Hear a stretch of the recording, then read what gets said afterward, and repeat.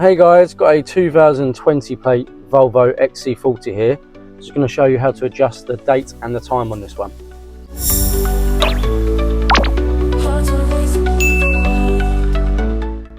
So on this one, we're going to come to the screen in the centre of the dash. And from here, you're going to press where the time is in the top right hand corner. Then go to settings in the top left. Then go down to system,